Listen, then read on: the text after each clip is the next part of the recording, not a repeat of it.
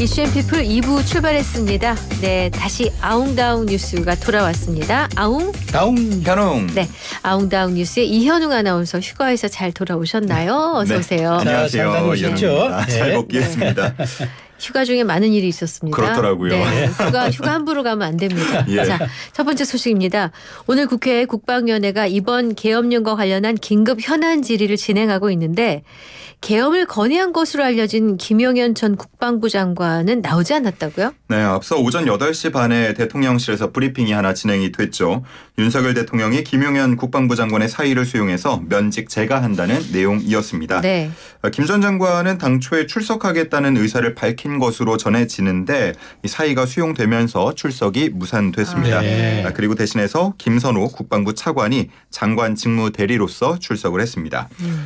김 전 장관은 국방위가 출석 요구를 한 여러 군 관계자들에게 나와 박안수 계엄사령관만 가면 된다. 그러니 자리를 지켜라. 라면서 출석하지 말 것을 지시한 것으로도 알려지고 있습니다. 네. 그리고 오늘 이 국방위와 함께 행안위 긴급 현안 질의도 진행이 되고 있는데 여기서는 우종수 국가수사본부장이 나왔고요. 네. 김 전 장관에 대해서 출국 금지를 요청할 의향이 있느냐라는 질의를 받자 긴급히 필요한 조치를 조속히 하라고 지시했다. 라고 말했는데 네. 김 전 장관에 대한 출국 금지 조처 가능성이 커졌습니다. 네, 그렇군요.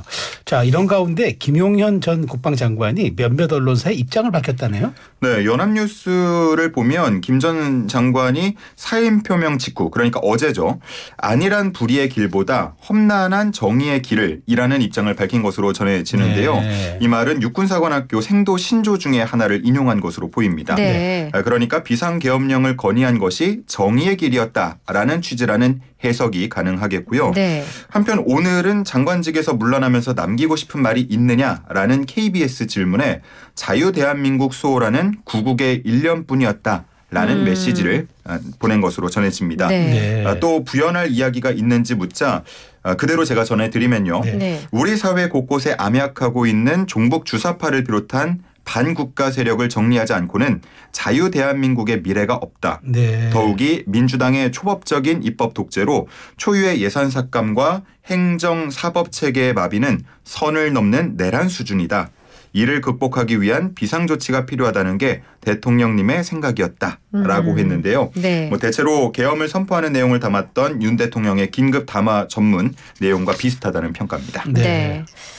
많은 국민들이 참 놀랐던 장면인데요. 국회 계엄군 병력이 투입된 것에 대해 그 전 계엄사령관이죠. 박안수 국군 참모총장은 본인의 지시가 아니었다라고 했습니다. 네, 그렇습니다. 박 총장은 비상계엄을 언제 인지했느냐고 묻는 질문에 대해서 대통령 담화를 보고 알았다라고 답했습니다. 네. 이후에 갑작스럽게 지휘 통제실로 이동을 하게 됐고 이어진 전군 지휘관 회의에서 명확히 인지했다고 답했는데요. 네.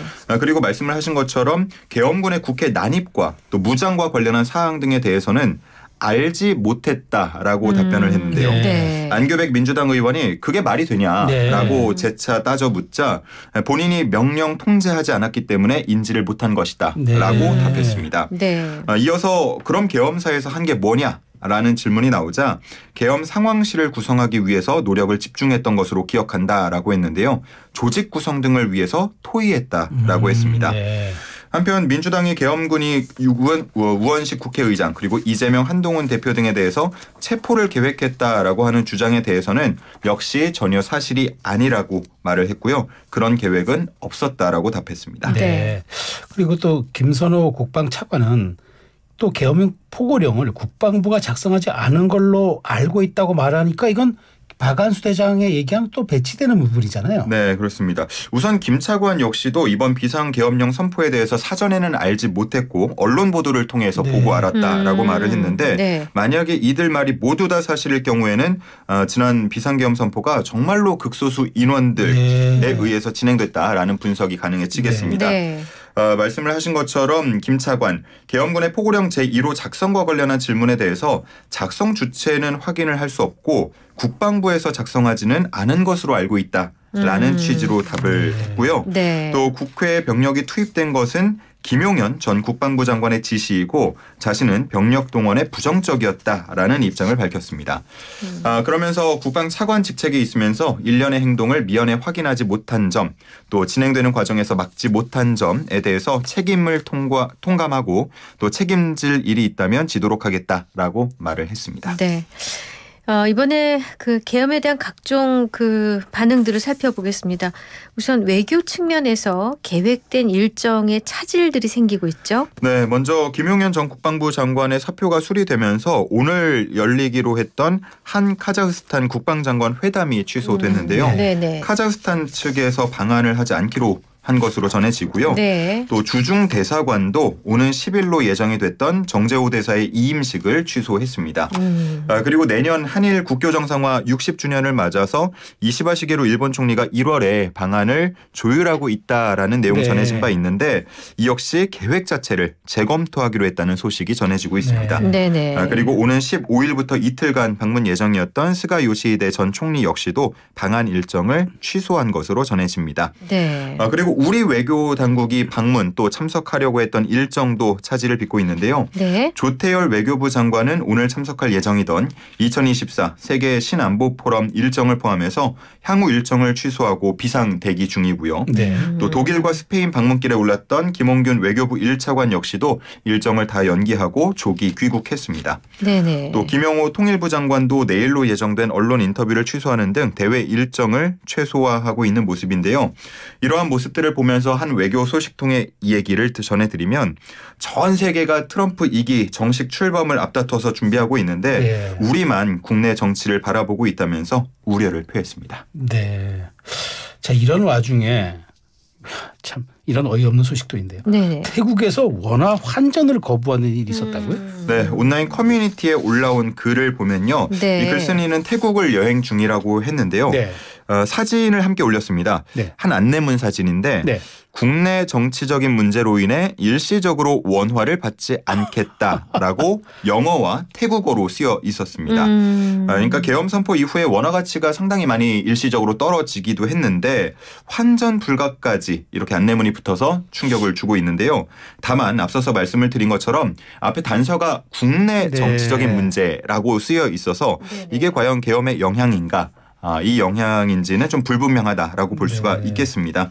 하지만 글쓴이 계엄령이 빨리 해제됐다고 해서 이걸 단순한 해프닝으로 넘어갈 수는 없다고 생각해서 이런 글을 썼고 사진을 공유했다라고 했는데요. 그러면서 태국 전체가 그런 건 아니고 여행을 계획 중인 사람들은 다른 곳에서는 환전이 잘 되니까 너무 큰 걱정은 하지 않아도 된다라고 했습니다.